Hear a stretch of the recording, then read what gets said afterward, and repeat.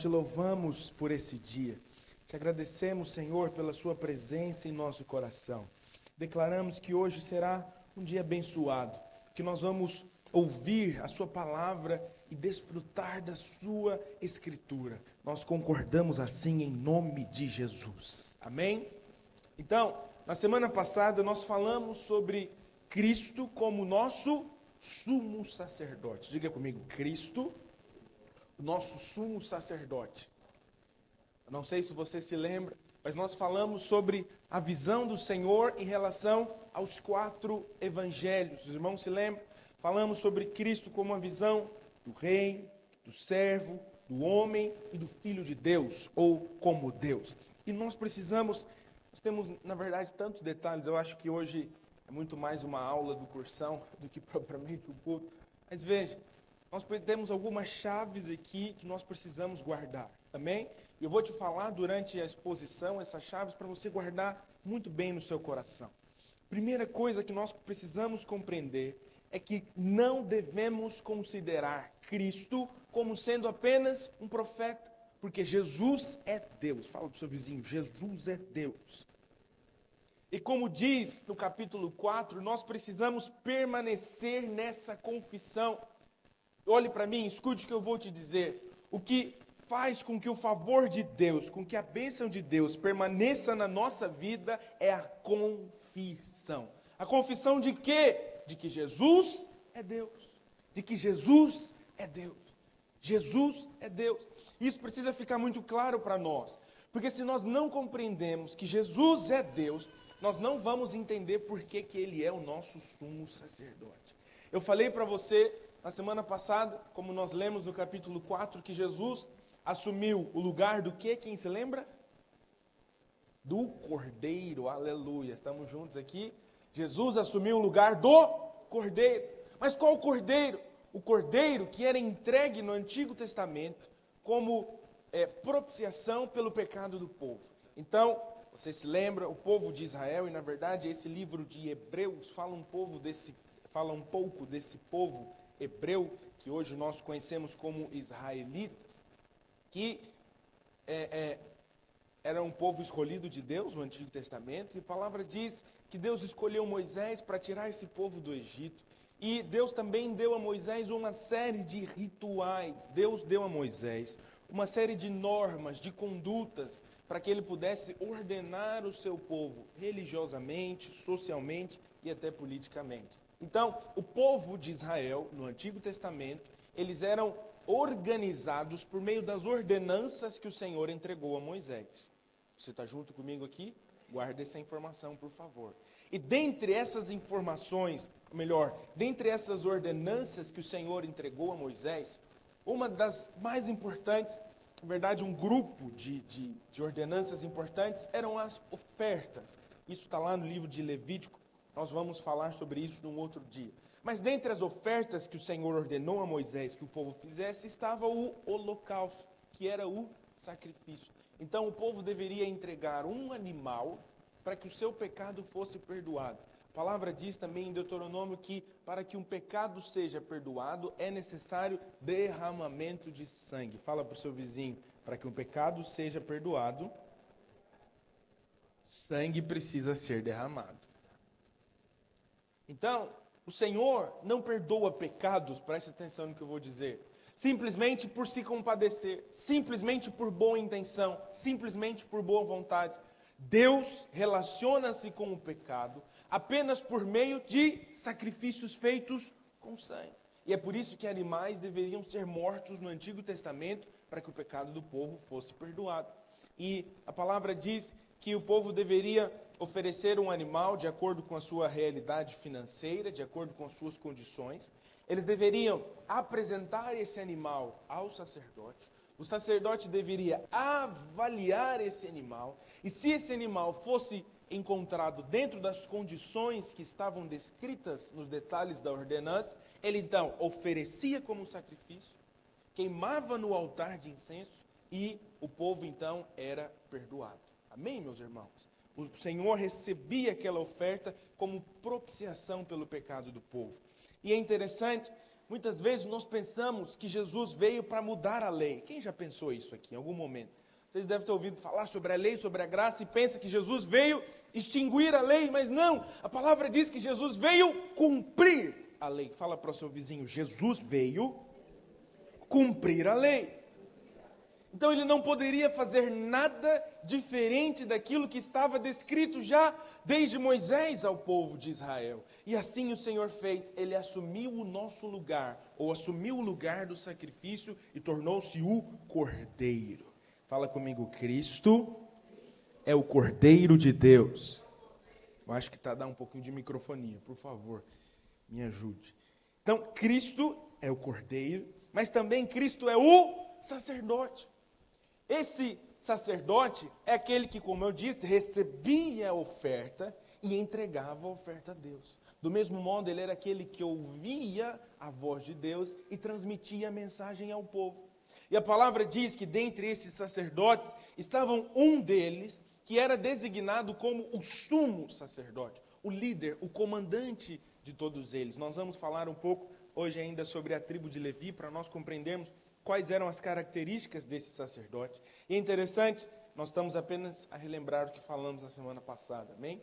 E é interessante que a palavra diz que o sacerdote deveria entrar no Santo dos Santos com uma orla na sua cintura, uma orla de sinos, porque se ele não fosse encontrado em perfeição diante de Deus, ele seria automaticamente morto na presença do Senhor. Então, ele entrava com um sino amarrado na cintura para perceber se ele estava aprovado ou não, porque diante de Deus, somente o sumo sacerdote tinha poder para trazer a palavra ao povo. Logo, Cristo assumiu, diga comigo, lugar de cordeiro e tornou-se sacerdote. Cristo veio para estabelecer uma nova forma do homem relacionar-se com Deus. Cristo veio estabelecer uma nova forma de nós termos a possibilidade de estar com Deus. Cristo se colocou como nosso Senhor. Quem diz amém aqui? Aleluia. Como está escrito, nós vamos ler Hebreus capítulo 4, no verso 15 e 16, a palavra diz assim: pois não temos um sumo sacerdote que não possa compadecer-se das nossas fraquezas, mas sim alguém que, como nós, passou por todo tipo de tentação, porém sem pecado. Não sei se você já tentou conversar com alguém e não se sentiu compreendido pela pessoa, pelo fato dela não passar pelo que você passa. Quem entende o que eu estou dizendo? A mulher conversa com o marido e fala, mas você não sabe o que eu passo. Aleluia. É ou não é verdade? O filho conversa com a mãe, com os pais, isso é muito comum, é ou não é verdade? Os filhos não se sentem compreendidos pelos pais, os pais não se sentem pelos filhos. E às vezes nós sentimos que as pessoas que nos ouvem não têm legitimidade para nos ouvir, porque não passam pelo que nós passamos. É ou não é verdade?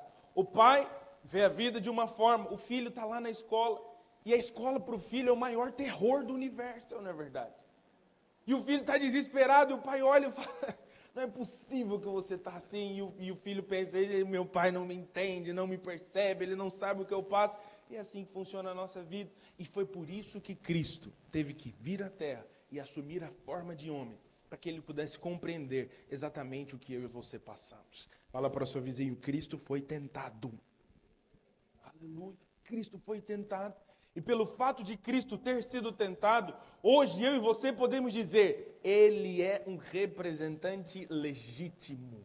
Adão foi tentado, meus irmãos? Sim ou não? Sim. Mas o que aconteceu com Adão? Ele caiu. Cristo, como o segundo Adão, como está escrito em Romanos capítulo 5, levantou-se. Ele foi tentado, sim ou não? Sim. Ainda assim, ele não errou e não pecou. Diga aleluia. Enquanto eu falo, você pode me ajudar aqui com o seu amém. Glória a Deus. Então, como diz o verso 16, assim sendo, aproximemo-nos do trono da graça com toda confiança. Diga comigo, com toda confiança. Isso é fundamental. Sabe por quê? Porque por não perceber que Cristo assumiu o lugar do Cordeiro e assumiu o lugar do sumo sacerdote, muitas vezes nós nos relacionamos com Deus sem confiança. Quem entende o que eu estou a dizer? Sem confiança. Por quê? Porque estamos o tempo todo a olhar para nós. Porque pensamos que o relacionamento de Deus conosco é um relacionamento como um relacionamento humano, baseado nas nossas emoções, nos nossos sentimentos, baseado nas nossas habilidades, na nossa capacidade. Quem entende o que eu estou a dizer? Eu já disse para vocês, eu sou uma pessoa difícil. Tem dias que eu acho que a minha esposa me ama menos, aleluia. No dia que ela me ama menos, ela continua sendo minha esposa, glória a Deus. E como eu digo para ela, vai ter que me suportar. Quem entende? Domingos, Alice, tem dias que te ama menos, é assim também, né? Glória a Deus, não é só comigo. Veja bem, por que eu estou a te falar isso? Porque quando nós compreendemos as alianças que são feitas, nós determinamos o tipo de relacionamento. Cristo relaciona-se conosco por meio de uma aliança. Diga comigo, Deus relaciona-se conosco por meio de uma aliança. Isso é fundamental. A compreensão de que nós nos relacionamos com Deus por meio de uma aliança muda todas as coisas. Porque se eu entendo que Deus fez comigo por meio de Cristo Jesus uma aliança, eu vou poder viver o que o texto diz. Você entende agora o que eu estou a tentar te explicar? A palavra diz: aproximemo-nos do trono da graça com toda confiança. Com toda confiança. Tem dias que você ora com o seu coração cheio de fervor, é ou não é verdade? Tem dias que parece que você acorda cheio do Espírito, já acorda a falar em línguas e os céus se movem, aleluia, e tudo é uma maravilha. Mas tem dias que parece que os céus estão fechados. Quem já sentiu os céus fechados aqui? Você ora e nada. Você clama e nada acontece. Parece que Deus nos abandonou. Parece que nada vai dar certo na nossa vida. No meio do dia em que as coisas parecem não estar ajustadas, achegue-se com confiança ao trono da graça de Deus. Porque no dia bom Ele é conosco. No dia mau Ele é conosco. Tudo que nós temos é por meio do sangue de Cristo Jesus que foi derramado. É uma aliança que está estabelecida. E o que é melhor, essa aliança não pode ser quebrada. Fala para o seu vizinho, a aliança não pode ser quebrada. Não pode. Sabe por que a aliança não pode ser quebrada? Porque a aliança, na verdade, foi feita entre Deus e Cristo. Nós apenas entramos para desfrutar do que vai acontecer no meio dessa aliança. Você percebe o que eu estou a dizer? Nós fomos adotados pelo Senhor Jesus para essa família e agora nada e nem ninguém pode quebrar isso. Isso é fundamental no nosso raciocínio. Irmãos, você sabe que... Olhe para mim, por favor. Nós precisamos ser crentes que se relacionam com Deus com base no conhecimento da palavra. Nós precisamos desenvolver a nossa vida espiritual com maturidade. E a maturidade nós só, de fato, obtemos por meio da compreensão da palavra de Deus. Quantos querem se tornar homens e mulheres espirituais aqui? Vou abrir um parênteses para você. Eu sei que normalmente tem algumas pessoas que nós consideramos mais espirituais que outras. Não é verdade? Provavelmente nós consideramos os mais espirituais aquele irmão que ora daquele jeito. Não é verdade? Que todo mundo fala, não, esse irmão, sim senhora, esse aí tem o fogo de Deus. Tem irmão que ora de um jeito, tem irmão que louva de um jeito, o outro que canta bem, o outro que prega bem. E nós nos acostumamos a associar a espiritualidade a esses aspectos exteriores, a esses aspectos de desenvoltura, de eloquência, de oratória, de performance. Mas a verdadeira espiritualidade é conhecer o Deus a quem nós servimos. A verdadeira espiritualidade é conhecer a palavra como ela é conhecer a Escritura e viver a verdade do Evangelho na nossa vida. E é por isso que eu posso afirmar, eu posso me aproximar do trono da graça com confiança. Quem está junto comigo aqui? E é assim que nós vamos crescer, e é assim que nós vamos adquirir maturidade diante de Deus. Nunca chegue diante do Senhor como um pobre coitado, como eu digo, como um cãozinho arrependido, buscando a comiseração de Deus, buscando que o Senhor tenha pena de você. Fala para o seu vizinho, eu já disse isso, mas eu acho importante dizer, fala, Deus não vai ter pena de você. Aleluia. Às vezes nós tentamos chegar diante de Deus como aquele cãozinho arrependido, não é? E vem assim com o rabinho entre as patas e dizer: Senhor, olha para mim e tenha dó, tenha pena do meu sofrimento, da minha angústia, do meu coração. Jesus não olha para nós dessa forma, porque Ele morreu e ao terceiro dia ressuscitou. E a palavra diz no livro de Efésios que nós temos todas as bênçãos nas regiões celestiais que estão em Cristo Jesus. Eu me relaciono com Deus por meio da confiança. E o próprio livro de Hebreus diz que o Senhor prometeu fazer uma aliança comigo. Ele escreveria suas leis no meu coração e dos meus pecados e das minhas iniquidades Ele não se lembraria mais. Essa é a aliança, esse é o pacto, esse é o acordo que nós desfrutamos em Cristo Jesus. Se tem alguém comigo, fala glória a Deus, por favor, aleluia. A fim de recebermos misericórdia e encontrarmos graça que nos ajude no momento da necessidade. Quero te falar isso. No momento da necessidade, se achegue com confiança. No momento da crise, se achega com confiança. E eu vou te dizer mais, para o escândalo dos religiosos, no momento do seu maior pecado, se aproxime com mais confiança. Porque quanto mais pecado, mais eu entendo que eu preciso da graça de Deus. Quanto mais justiça própria, mais eu me afasto.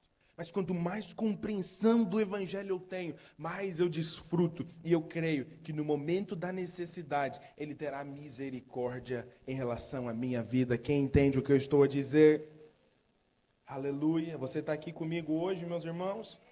Nós podemos começar então a ministração aqui. Agora você não fala amém, não é verdade? Oh, aleluia. Sabe de uma coisa, eu vi, alguém me contou essa semana, na verdade, na semana passada, que o culto da igreja dele acaba 15 horas. Eu fiquei com tanta inveja. Você não tem ideia. Você não tem ideia. Eu falei, ai, meu... Mas eu estou a brincar. Fique em paz, irmão. Hebreus capítulo 6, verso 20. Eu quero ler com você o capítulo 7. Nós vamos entrar um pouco em alguns detalhes aqui, mas eu quero que você acompanhe comigo antes de nós entrarmos propriamente no capítulo 7, Hebreus 6, 20.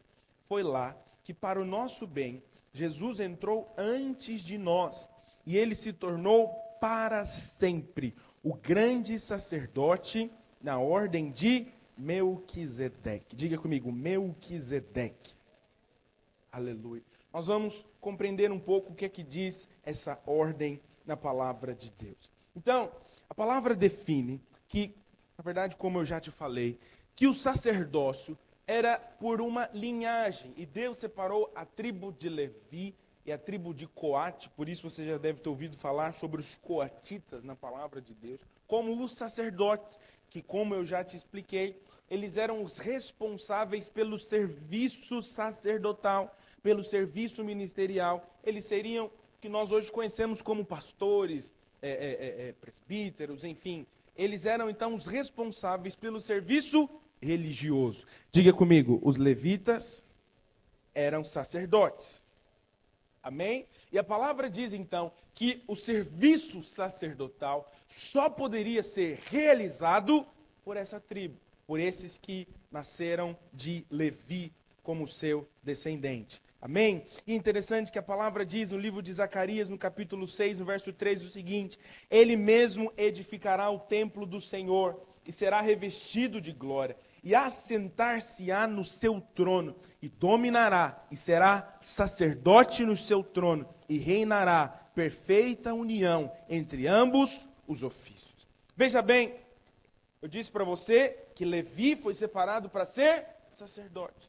E é por isso que nenhum rei de Israel saiu da tribo de Levi, porque dentre as ordenanças que estavam descritas por Moisés, o povo da tribo de Levi não poderia assumir o reinado. Diga comigo, os levitas não poderiam ser reis. Ok? Então, eu preciso que você preste atenção, amém? Vou tentar ser o mais didático possível para você estar atento aqui comigo. Os levitas não poderiam ser reis, mas a palavra está dizendo em Zacarias, muitos anos antes de Jesus nascer, que ele seria levantado para assumir o seu trono, que ele seria levantado para assumir o sacerdócio. Cristo nasceu para assumir de duas formas o seu reinado e também o sacerdócio. Diga comigo, Cristo é rei e sacerdote. Amém? Por favor, compreenda o que estamos a dizer. Mas é interessante que, como nós lemos em Hebreus, ele é sacerdote segundo a ordem de Melquisedeque. Capítulo 7, no verso 1. Esse Melquisedeque, esse nome estranho, não é? Era rei da cidade de Salém e sacerdote do Deus Altíssimo. Quando Abraão estava voltando da batalha em que matou os reis, Melquisedeque foi ao encontro dele e o abençoou. Melquisedeque significa, em primeiro lugar, diga comigo, rei de justiça.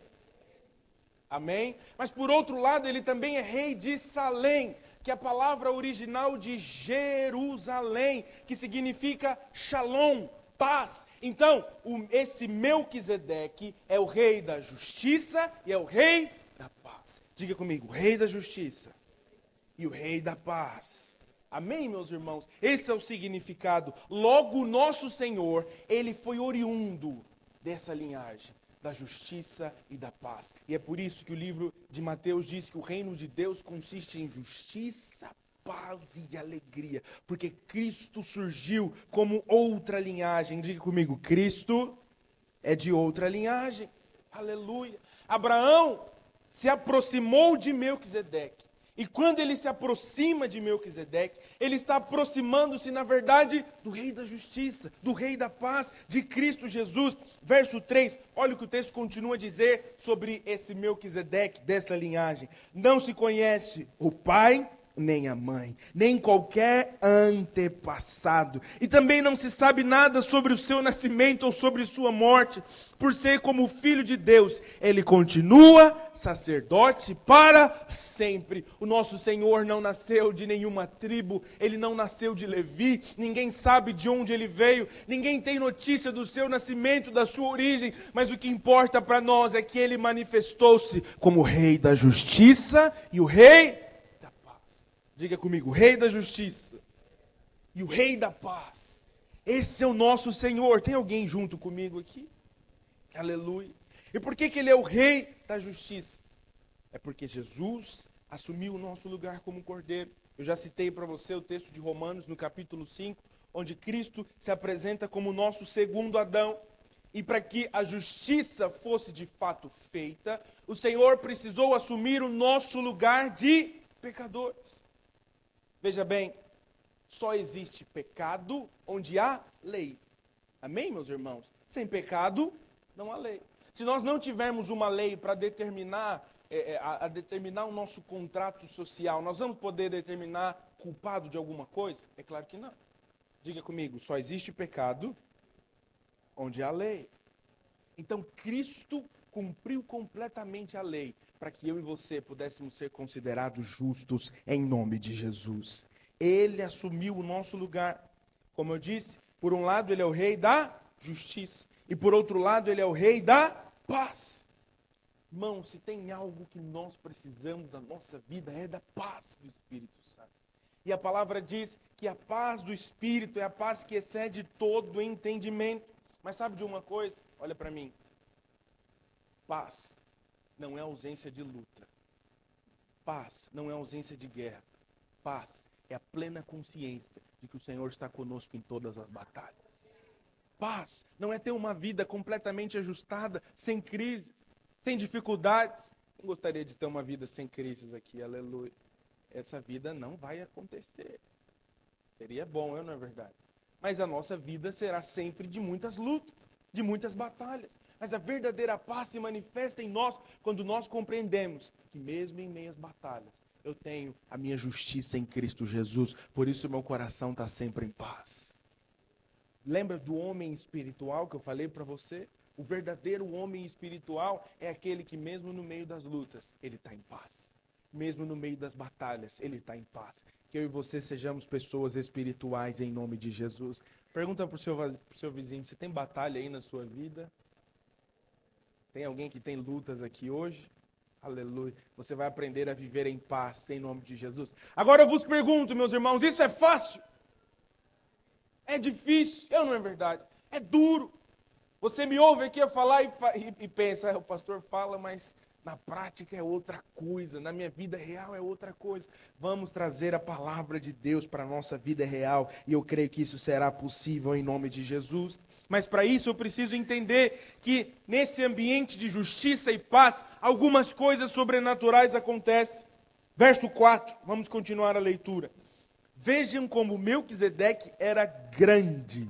Abraão, o patriarca. Então o texto diz, Abraão, a figura mais respeitada e mais importante do povo hebreu, do povo judeu, como nós estamos aqui a ler, lhe deu a 10ª parte de tudo que havia tomado dos inimigos na batalha.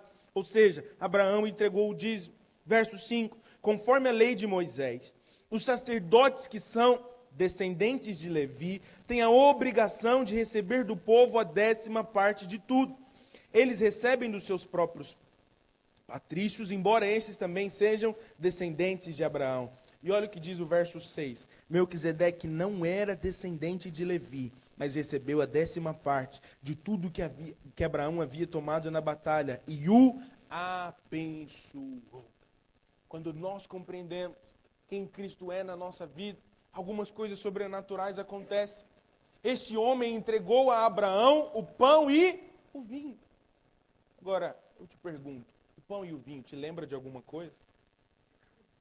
Do sacrifício de Cristo Jesus. Entretanto, esse evento aconteceu por volta de 4.000 anos de Cristo vir à terra. Como é possível que Melquisedeque, ao encontrar-se com Abraão, entrega-lhe o pão e o vinho? Era para mostrar que a aliança que seria feita seria um símbolo daquilo que o Senhor Jesus iria fazer na cruz por nós. Quem recebe essa bênção dessa linhagem não conhecida, recebe também o pão e o vinho. Desde o princípio, o pão e o vinho estiveram presentes. Desde o princípio, desde antes da formação do mundo, o cordeiro já havia sido entregue para o sacrifício, como diz a palavra de Deus. Desde quando Adão pecou no jardim do Éden, desde quando Eva errou, e o Senhor, você se lembra, matou um animal para que eles fossem cobertos com a pele daquele animal. O pão e o vinho já estavam presentes. Diga assim comigo, Cristo é eterno. Aleluia, aleluia. Nós estamos a compreender aqui a mensagem, meus irmãos. Então, Abraão não chegou diante dele como um pecador. Abraão não se aproximou diante dele como alguém, como eu disse, um pobre coitado. Pelo contrário, ele se aproximou daquele homem, ele se aproximou de Cristo representado em Melquisedeque como um guerreiro para entregar-lhe o despojo da batalha. Sabe de uma coisa? Quando nós entregamos o nosso dízimo na casa de Deus, isso é muito importante. Nós não estamos entregando o dízimo aos sacerdotes. O que é que dizem por aí? Agora você se converteu, você vai fazer o pastor rico. É ou não é verdade? Por favor, me faça rico, meu irmão. Aleluia. Eu quero. Eu não vou negar, não, se você quiser me fazer rico. Mas veja, nosso dízimo não é entregue para homens comuns. É claro que o Senhor confiou aos líderes da igreja o objetivo de administrar e gerir os recursos da igreja, mas quando nós entregamos o nosso dízimo ao Senhor, na verdade nós estamos a fazer como Abraão. Não é para a tribo de Levi, mas é para Melquisedeque que nós estamos a entregar. Quando você decide participar da obra de Deus, quando você decide aliançar o seu coração nisso tudo, você está a dizer, de fato, eu entendi que tudo que eu tenho é de Cristo. Tudo que eu tenho é do Senhor. Ele é o dono de todas as coisas. Você está junto comigo? Nós precisamos compreender a verdade do Evangelho. Então, esse Melquisedeque é sem começo de fins, sem começo de dias, ele é eterno e nós precisamos permanecer nisso em nome de Jesus. Verso 7, vamos continuar a ler. Não há dúvida de que aquele que abençoa é mais importante do que aquele que é abençoado. Esse é um princípio fundamental. Diga comigo, aquele que abençoa é maior do que o abençoado. Amém, meus irmãos? Então, o fato de Abraão ter sido abençoado por Melquisedeque mostra que a sua aliança era superior. Talvez para mim e para você é fácil compreender isso, mas explicar para o povo hebreu que existia alguém, ou que existe alguém maior do que Abraão, é uma missão muito difícil. Você entende o que eu estou a dizer? Fato é que até hoje a maioria dos judeus não crê em Cristo como Messias, como Filho de Deus. Mas o texto está a dizer, ele é maior do que Abraão, ele é maior do que Moisés, ele é maior do que todos os profetas. O Senhor é o nosso Redentor, o Senhor é o nosso Criador, a sua aliança é superior. E é por isso que ele fez a promessa na nossa vida. Interessante que muitas vezes, quando Cristo se apresenta, ele diz que ele é o eu sou. João capítulo 8, no verso 58, a palavra diz o seguinte: respondeu-lhe Jesus, em verdade eu vos digo, antes mesmo que Abraão existisse, eu sou. Diga, antes que Abraão existisse, eu sou. Então, Cristo se posicionou como aquele que é maior do que Abraão e é maior do que todas as coisas. E é por isso que eu e você podemos ter fé nas promessas de Deus da nossa vida. E é por isso que nós dizemos, semana após semana, que maior é aquele que prometeu, maior é aquele que fez a promessa na nossa vida, maior é aquele que está em nós do que aquele que está no mundo. Os céus e a terra passarão, mas a palavra de Deus nunca passará. Nós cremos que, como o salmista diz, eu fui moço, sou velho e nunca vi o justo mendigar o pão. Essa é a nossa convicção. Tudo isso porque Cristo é superior. Fala para o seu vizinho, Cristo é superior. Amém, meus irmãos? E nós, ao nos relacionarmos com Ele, ao desfrutar dessa obra consumada, precisamos crer que é essa aliança superior que nos mantém diante de Deus. Os judeus creem que a aliança abraâmica é a que lhes mantém diante de Deus. Nós, de fato, fomos enxertados na família de Abraão, mas não é Abraão que nos mantém no Senhor, é o próprio Cristo com a sua vida. Não é um homem que garante a nossa promessa. Olha para mim, por favor. Não é o pastor Caio que garante a sua bênção. Não é o pastor Nelson que garante a sua unção. Não é o pastor Y ou X o que nos garante a possibilidade de estar confiadamente diante de Deus. É sua posição superior. Cristo é superior a todas as coisas. Vou falar mais uma vez do dia mau. Quando você tiver a passar por um momento difícil, lembre-se, a minha aliança é com Cristo e Cristo é superior. Nós estamos juntos aqui, meus irmãos? Verso 13. E o nosso Senhor Jesus, a respeito, verso 12, perdão. Pois quando se muda o sacerdócio, a lei também precisa ser mudada. E o nosso Senhor Jesus, a respeito de quem são ditas essas coisas, pertencia a outra tribo. E nenhum membro dessa tribo jamais serviu como sacerdote. Verso 14. É sabido que por nascimento Jesus, o nosso Senhor, pertencia à tribo de Judá. E Moisés não disse nada sobre essa tribo, quando falou a respeito de sacerdotes. Cristo é o mediador da nova aliança, que veio para estabelecer uma nova forma de se relacionar com Deus. De acordo com a lei de Moisés, como nós estamos aqui a comentar desde o início, Cristo não poderia realizar o seu serviço. Olha para mim, de acordo com a lei de Moisés, Cristo não poderia ser o nosso Salvador, mas ele veio para estabelecer um novo pacto.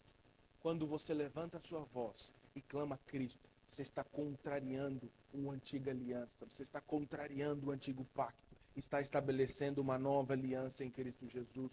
Quando você, como crente maduro na presença de Deus, entende a palavra, quando nós nos posicionamos, nós entendemos que agora o nosso sacerdócio é por meio de Cristo. Você devia falar amém mesmo. O nosso sacerdócio é por meio de Cristo. E existem muitos que não compreendem isso.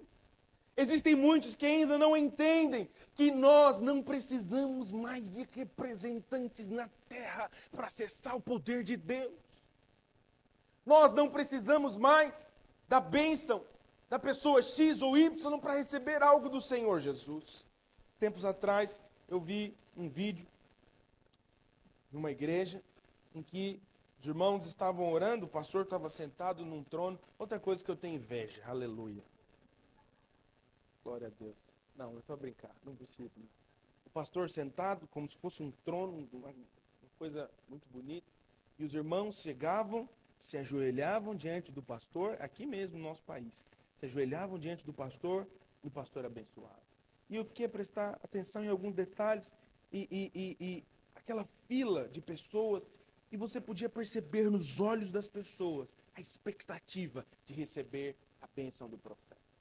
Olha para mim, nós cremos, como diz o Novo Testamento, que existe oração de imposição de mãos. É verdade. Nós impomos as nossas mãos para libertar os cativos, para abençoar os irmãos. É verdade.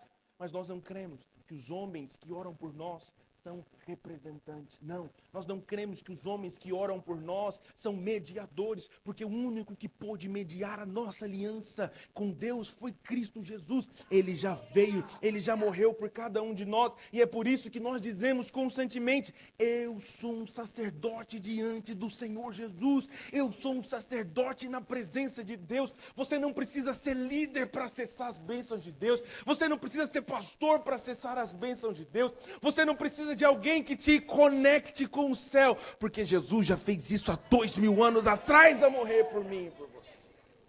Aleluia, aleluia. Cristo veio estabelecer uma nova aliança.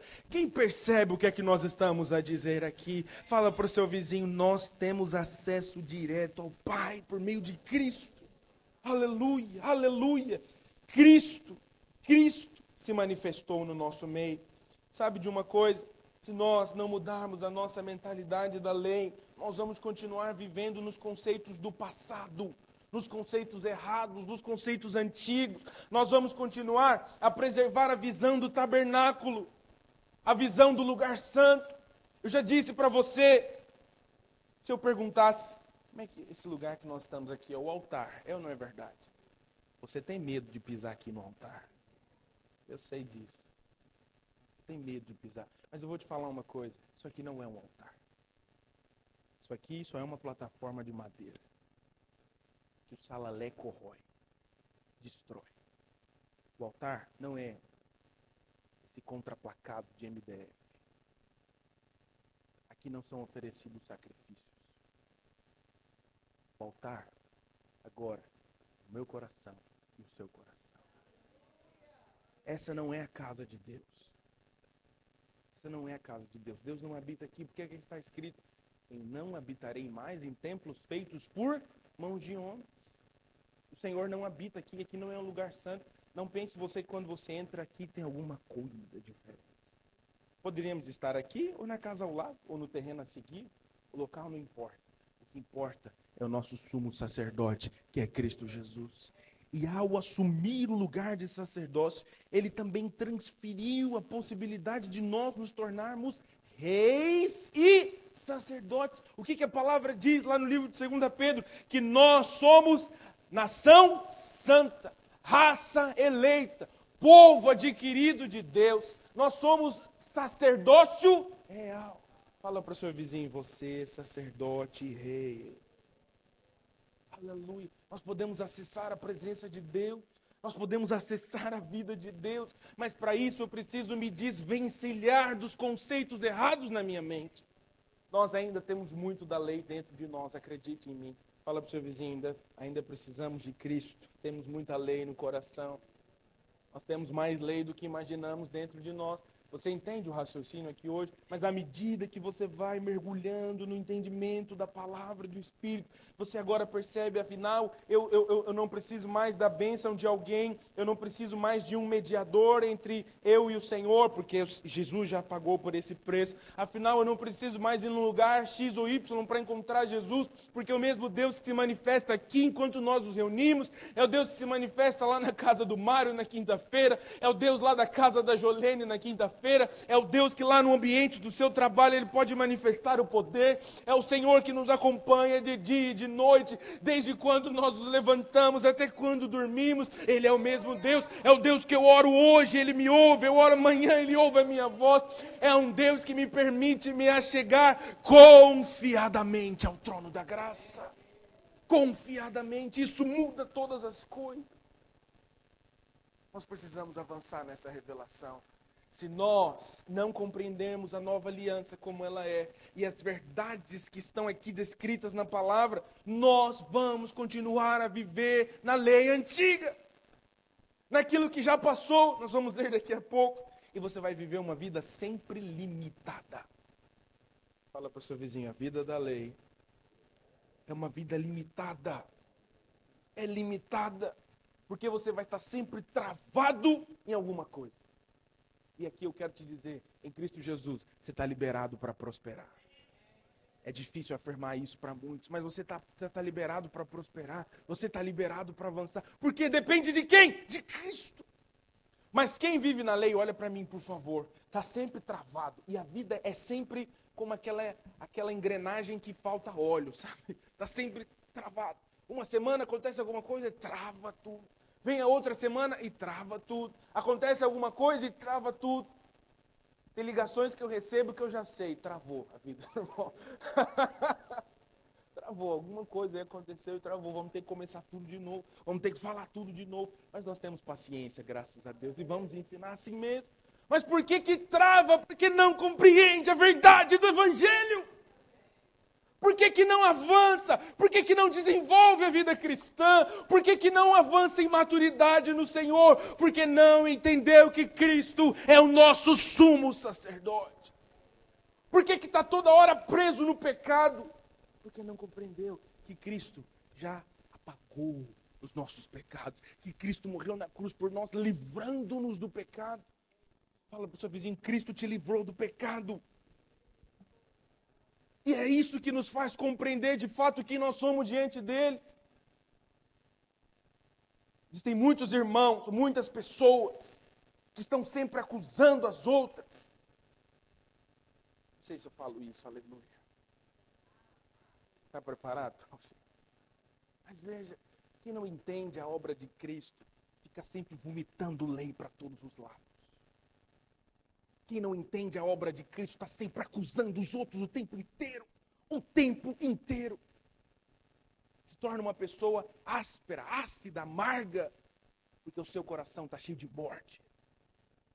Existem muitos cristãos que estão cheios de morte, porque ainda não compreenderam as verdades da nova aliança. É aquele crente que ninguém quer estar perto. Aquele crente insuportável. Que ninguém pode falar nada, que ninguém pode nem respirar. Vigia, varão. Vigia, crente. Cuidado. Cuidado, cuidado. Não compreendeu a verdade do Evangelho. Não compreendeu que Cristo nos deu o ministério da reconciliação. Da reconciliação. Nós não fomos chamados para julgar, nós fomos chamados para libertar. Aleluia. Nós não fomos chamados para apontar o erro, nós fomos chamados para apontar a solução do erro, que é Cristo Jesus. Quanto mais eu falo de pecado, pecado, pecado, pecado, pecado, mais amargura gera. Mas quanto mais eu falo de Cristo, mais vontade de buscar o Senhor você tem. É ou não é verdade o que eu estou a dizer? Quanto mais nós falamos sobre erro e ficamos aqui a confundir uns aos outros, a julgar uns aos outros, menos graça nós temos. Mas quando nós nos reunimos como igreja, levantamos a nossa voz e dizemos, Cristo é o sumo sacerdote, Ele já pagou o preço pelo pecado, Ele já fez todas as coisas, mais vontade de buscar o Senhor você tem. Nós precisamos nos desvencilhar desses aspectos antigos, meus irmãos. Tem alguém junto comigo aqui hoje, por favor? Entenda quem Cristo é, fique em paz com o Senhor Jesus. Normalmente, meu Deus, nem vi mais a hora, aleluia. Você não falou um amém também, mas não tem problema, estou junto com você mesmo assim. Muitas vezes, essas pessoas que estão sempre vomitando lei, vomitando religiosidade para outros, estão desesperadas dentro de si. Eu vou dizer uma outra coisa. Eu disse para você que às vezes nós pensamos que o crente espiritual é aquele que é muito intenso. Eu vou te dizer, olha para mim. Muitas vezes, a intensidade está disfarçada de falta de revelação do Evangelho. Sabe por quê? Porque às vezes nós pensamos que é o volume da nossa voz que vai comprar alguma coisa diante de Deus. Eu oro em voz alta, é verdade. Eu grito na presença de Deus. Mas eu entendo que não é o meu grito que compra alguma coisa diante do Senhor Jesus, mas é o preço que foi pago na cruz do Calvário, é o sangue que foi derramado. Às vezes nós vemos pessoas muito intensas, mas acredite em mim, por vezes essa intensidade é falta de compreensão, porque ele está clamando o tempo todo: Senhor, me ajuda, Senhor, me salva, Senhor, resolva o problema da minha vida. E não entendeu que há 2000 anos atrás o problema já foi resolvido. O maior problema da nossa vida era a nossa natureza pecaminosa, era a condenação que nós tínhamos em Cristo Jesus. Se Ele morreu por nós quando ainda éramos pecadores, quanto mais agora que nós somos filhos de Deus, será que Ele não vai derramar todas as bênçãos do céu sobre a nossa vida? Eu não preciso ficar desesperado buscando alguma coisa na presença de Deus. O que eu preciso fazer é dizer: Senhor, o Senhor morreu por mim e isso basta. O Senhor morreu por mim e todas as coisas estão feitas. Eu preciso me desvencilhar da lei. Fala para o seu vizinho: vamos mandar a lei embora da nossa vida em nome de Jesus. Em nome de Jesus. Cristo assumiu o nosso lugar. Jesus é o nosso Salvador, Ele é o nosso sumo sacerdote e Ele nos dá perdão completamente dos nossos pecados. Gostaria que você levantasse as suas duas mãos, falasse assim: os meus pecados estão perdoados. Irmãos, nós precisamos avançar nessa compreensão. É fundamental compreender isso. Sabe por quê? Você já ouviu isso, mas também já se esqueceu. Nós já ouvimos isso, mas nos esquecemos constantemente. E por isso que nós precisamos mergulhar nesse entendimento e nessa revelação de que Cristo veio estabelecer uma nova ordem, segundo Melquisedeque. Olha o que diz o verso 14, verso 15, já lemos o 14. E tudo isso se tornará mais claro, pois surgiu um sacerdote diferente. Verso 16, ele não foi feito sacerdote pelas leis ou regras humanas, porém se tornou sacerdote por meio do poder de uma vida que não tem fim. Esse é o poder do nosso sacerdote, que é Cristo Jesus. Essa é a unção de Deus para a nossa vida. Assim, a regra antiga foi anulada, porque era fraca e inútil, pois a lei não podia aperfeiçoar nada. Mas agora Deus nos deu uma esperança melhor, por meio da qual chegamos perto dele. A lei, por meio de Cristo, se tornou obsoleta, como diz o próprio livro de Hebreus. Se tornou antiquada, antiga, já passou. Agora em Cristo Jesus nós temos a oportunidade de nos aproximar de Deus, de estar perto dele, de chamá-lo de Abba, de tê-lo conosco. Essa é a revelação que nós temos na nossa vida. Verso 17, porque as escrituras sagradas dizem: você será sacerdote para sempre, na ordem do sacerdócio de Melquisedeque. Aleluia. Diga comigo: ele será sacerdote para sempre. Você está junto comigo aqui, meu irmão? A lei não nos aperfeiçoa, mas em Cristo nós somos aperfeiçoados. Se a lei aperfeiçoasse alguém, nós não teríamos crimes e injustiças na nossa sociedade. É ou não é verdade? Outra coisa, muitos cristãos pensam que é por meio de leis que nós vamos mudar a situação do nosso povo. Que é por meio de imposição que nós vamos mudar as pessoas. Eu compreendi isso alguns anos atrás. E desde que eu compreendi, eu me tornei um líder muito mais feliz. Eu não tenho que impor nada a você. Eu só tenho que te mostrar o caminho. Jesus é o caminho, é a verdade e a vida. Quando você entende o caminho que eu estou a seguir, e você percebe a grandeza e a dimensão disso, não há dúvida no seu coração. Você diz: eu vou fazer isso. Eu vou seguir esse caminho. Amém, meus irmãos? A imposição não muda nada. Pelo contrário, quanto mais lei, mais pecado. A palavra diz que o que acorrenta o pecado é a própria lei. Quanto mais, olha para mim, quanto mais proibição, mais pecado existe. Sabe por quê? Porque nós somos seres humanos. Imagina comigo que você passa todo dia por uma rua e tem lá uma porta na rua. E não tem nada na porta, você passa todo dia. Mas aí alguém, em algum momento, cola lá um reclame e diz: não entre. Você vai passar e vai perguntar: por quê? É, não é verdade? Por que eu não posso entrar? O que será que tem atrás da porta? Que eu preciso ver. Diga comigo: quanto mais lei, mais pecado. Entende? Uma igreja que tem muita lei, acredita no que eu estou a te dizer, tem muito pecado.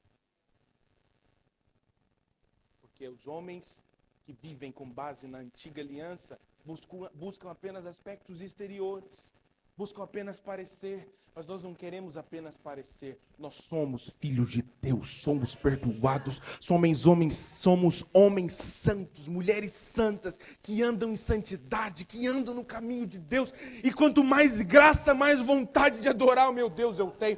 Sabe de uma coisa? Eu já fui um jovem na presença de Deus, e alguns pensam que você não pode falar da graça para o jovem, porque se o jovem ouvir essa pregação, ele vai sair por aí a pecar. Não é verdade? Quem entende o que eu estou a dizer? E eu sei que alguns, ao ouvir a mensagem de hoje, estão a dizer: pastor, cuidado.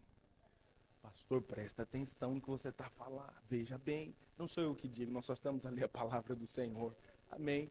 Essa é a compreensão.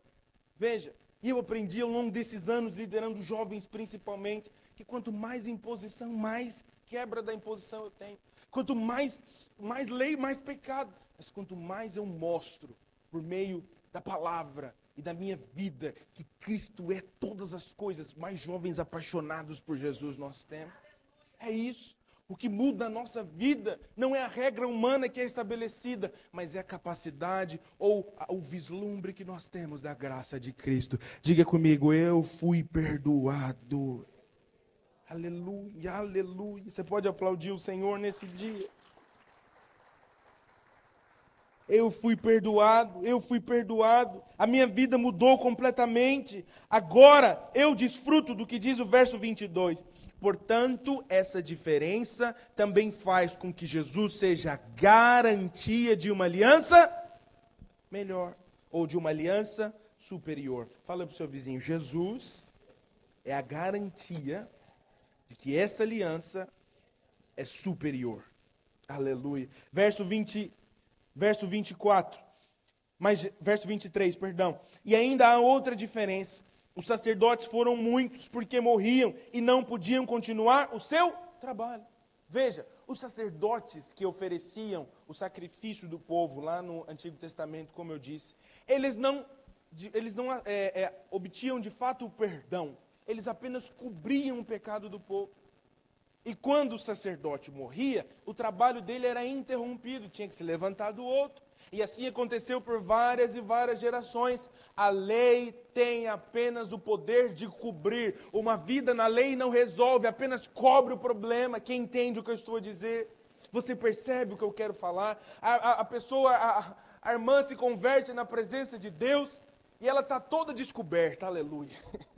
O que a lei faz? Simplesmente quer cobrir. Mas Jesus trata o coração, aleluia. Jesus trata a raiz do problema. Jesus trata o mais íntimo do nosso ser. O próprio livro de Hebreus diz que a palavra de Deus é mais afiada do que uma espada de 2 gumes. Ela tem o poder de separar ossos e medula, aleluia, aleluia. Ela pode dividir a alma e o espírito. Esse é o poder da palavra de Deus. E eu quero declarar: nós vamos conquistar esse país com a mensagem de que Cristo ressuscitou, de que há liberdade na presença de Deus, de que Ele já pagou o preço pelos nossos pecados, de que Ele é o fiador de uma aliança, Ele nos garante uma aliança superior. Se tem alguém que fala glória a Deus, oh aleluia, oh aleluia, oh aleluia, oh aleluia.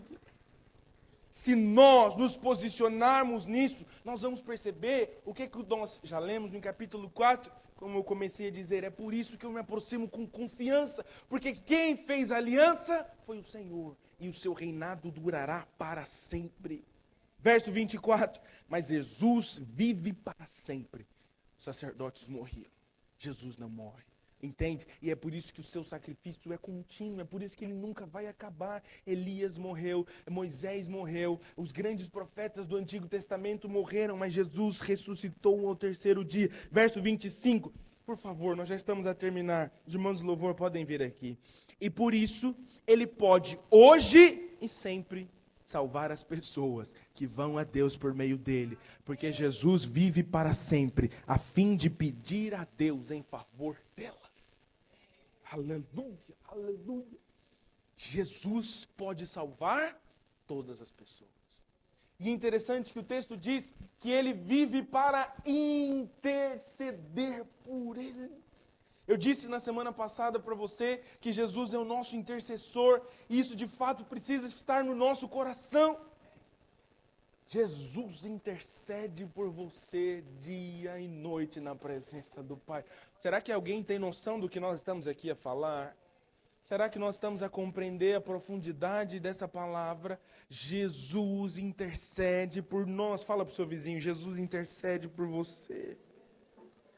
Oh, meu Deus do céu, Jesus está na presença dele, intercedendo por cada um de nós, a fim de pedir a Deus em nosso favor.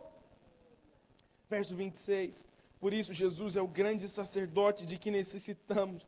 Ele é perfeito, não tem nenhum pecado ou falha. Ele foi separado dos pecadores e elevado acima dos céus. Ele não é como o pastor Caio, ele não é como o pastor Nelson, ele não é como um homem que falha. Ele não precisa oferecer sacrifício todo dia, ou seja, ele não precisa mais ajuntar os animais, ele não precisa mais trazer os touros, os bodes, os pássaros, o cordeiro, ele não precisa mais fazer isso. Primeiro pelos seus próprios pecados, porque ele não teve pecado algum, aleluia. E ele também não precisa fazer isso pelo pecado do povo, porque ele ofereceu um sacrifício, uma vez por todas, quando se ofereceu a si mesmo. Olha para mim, se você nasceu de novo, se você aceitou a Cristo como seu Senhor e Salvador, se você hoje faz parte da família de Cristo, nada e nem ninguém vai poder te separar dele. Olha para mim, Jesus morreu quantas vezes, meus irmãos? Uma vez. Jesus voltará a morrer? Não. Por isso, o perdão dos pecados na minha e na sua vida não poderá ser revogado. Cristo estabeleceu de uma vez por todas. Agora nós somos perdoados para todos sempre. O que eu fiz ontem está perdoado. O pecado que eu cometo hoje está perdoado. O pecado que eu cometer amanhã está perdoado. Pastor, cuidado. Não é verdade? Cuidado, não sou eu que estou a falar, é a palavra de Deus. Será que você leu junto comigo aqui? Ele ofereceu um sacrifício, uma vez por todas. Fala para o seu vizinho, está consumado. A obra está feita, está realizada, meu amigo. Está estabelecido para todo sempre. Não voltará a acontecer. O nosso Deus não voltará a morrer. Está feito para sempre. Do mesmo modo que Ele não voltará a morrer, eu não voltarei mais a ser considerado culpado na presença de Deus. O sacerdócio de Cristo não é como um sacerdócio humano que se acaba, que se termina, que tem que fazer tudo outra vez, que tem que começar tudo de novo. A engrenagem que trava, lembra? Trava. Não, o sacrifício de Cristo é um sacerdócio contínuo e ele vai perdurar até o final da consumação dos séculos. Quem está aqui fala aleluia. Oh, aleluia, aleluia, aleluia. A lei de Moisés escolheu homens, verso 28, que são imperfeitos para serem grandes sacerdotes. Mas, pela promessa feita com juramento, a qual veio depois da lei de Moisés, Deus escolhe o Filho, que se tornou perfeito para sempre. Diga assim comigo, Ele se tornou perfeito para sempre. Perfeito para sempre. Ele é o fiador de uma aliança superior. Agora eu e você estamos seguros na presença dele. Nós estamos estabelecidos, nós estamos firmados. Eu posso afirmar todos os dias para mim, até mesmo no dia mau, eu sou abençoado pelo meu sumo sacerdote. Eu não sou abençoado porque eu sou bom, eu não sou abençoado porque eu consigo, eu não sou abençoado porque eu oro pouco, porque eu oro muito, porque jejuo pouco, porque jejuo muito, porque leio muito, porque leio pouco, porque peco pouco, porque peco muito. Eu sou abençoado pelo sacrifício de Cristo Jesus na cruz do Calvário. Essa é a revelação que eu tenho na minha vida. Essa é a revelação. Essa mensagem precisa ser pregada pelos 4 cantos desse país. Você precisa assumir, meu irmão, a posição de um mensageiro do Evangelho de Cristo. Nós precisamos nos desesperar para que os nossos amigos ouçam isso. Quantas pessoas nós conhecemos que estão desesperadas, angustiadas, servindo a Deus muitas vezes, mas não entendem que o sacrifício foi feito de uma vez por todas. Quando eu entendi isso, alguns anos atrás na minha vida, eu me libertei de muitas coisas que me prendiam. Lembra da engrenagem? Toda hora travava, toda hora. Até que eu entendi, afinal, Jesus já morreu para todo sempre. Eu vou me libertar de tudo que é a vida antiga, de tudo que é a vida passada. Eu vou viver no caminho de Cristo. Eu vou experimentar a presença de Deus. Quanto mais o tempo passa, mais eu me apaixono pela graça de Cristo. Quanto mais o tempo passa, mais eu percebo que eu ainda não sei nada de Cristo. Nós ainda teremos uma eternidade inteira para desfrutar da presença dEle.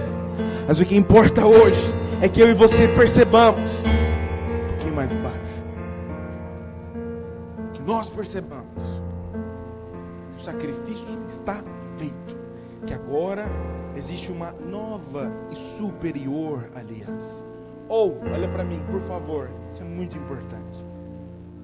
Talvez nós não vamos falar sobre isso tão cedo. Ou nós tomamos uma decisão de entrar dentro dessa aliança e viver com todo o nosso coração, ou nós vamos continuar a ouvir a mensagem e viver na vida antiga, na vida medíocre.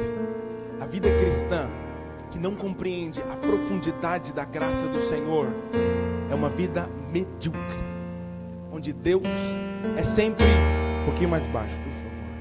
Onde Deus é quase sempre uma moeda de troca, onde Deus é sempre um hospital, Ele nunca é a fonte de vida, onde Deus é sempre aquele tio que você liga para resolver um problema, já viu? É onde Deus é sempre aquele que você se lembra quando tem que resolver uma situação. Quem vive a vida antiga relaciona-se com Deus dessa forma. Mas quem entende a graça, vive com Cristo, entende que Ele é a própria árvore da vida. Ele é a fonte de bênção. Ele é a fonte do meu fôlego de vida. Ele é a fonte da paz da minha casa. Ele é a fonte da prosperidade da minha família. Ele que me dá inteligência para estudar. Ele que me dá força para trabalhar. Ele que abre as portas para mim. Ele que me dá um ministério. Ele que me faz ser um pastor. Ele que me faz levantar minha voz para pregar o Evangelho. Tudo está relacionado ao sacerdócio de Cristo Jesus.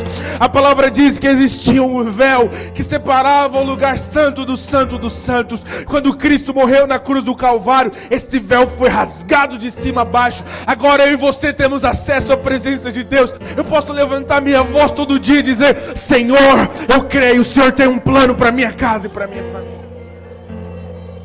Tudo isso porque eu compreendi, os meus olhos se abriram, as escamas dos meus olhos caíram, e eu falei: Senhor, me liberta da lei, me liberta do passado, me liberta da angústia de tentar solucionar o meu problema. Irmãos, eu vivi muito tempo desesperado a tentar me transformar a mim mesmo. Quantos erros eu cometi nisso, até que eu entendi que eu sou transformado à medida que eu contemplo a Cristo, como o apóstolo Paulo escreveu. Fala comigo, de glória em glória.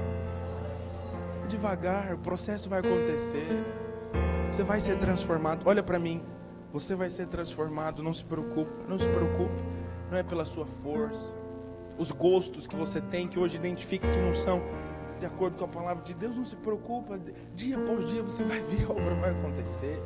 Os pensamentos que hoje talvez sejam tão maus, você se sente constrangido, não se preocupa com eles. Apenas olhe para Cristo todos os dias. Coma do pão e coma do vinho que Melquisedeque entregou a Abraão, e você vai ver que a transformação vai acontecer no seu coração. Pastor, tudo bem, mas e a minha família, o meu marido, a minha esposa? Coma de Cristo, ofereça Cristo, ofereça Cristo, ofereça a palavra, ofereça a verdade do Evangelho, ofereça a oportunidade deles perceberem que Cristo é o pão e o vinho, que Cristo é o Cordeiro, mas Ele também é o sumo sacerdote. Ele abriu para nós o caminho para a vida eterna. Todas as coisas estão diante dEle. Ele é o verbo que no início estava com Deus e era Deus, e por meio dEle todas as coisas foram feitas. Eu sou a habitação de Deus, porque Cristo é o meu sumo sacerdote. Eu sou morada de Deus, porque Cristo é o meu sumo sacerdote. Eu sou perdoado, eu tenho perdão irrestrito dos meus pecados, porque Cristo é o meu sumo sacerdote.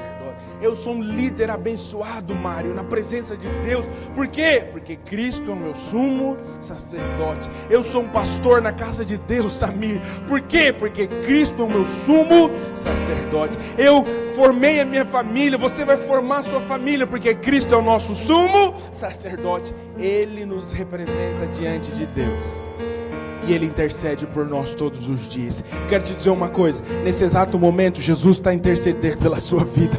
Amanhã de manhã Jesus ainda vai estar a interceder pela sua vida. Na quarta-feira, quando você estiver no maior calor do dia, tem uma palavra de Deus, o Senhor vai estar a interceder pela sua vida. Os sacerdotes antigos morreram, e com a morte deles cessou o seu serviço. Cristo vive para sempre. Seu sacerdócio será eterno, em nome de Jesus. Se você crê, fique de pé aí onde você está.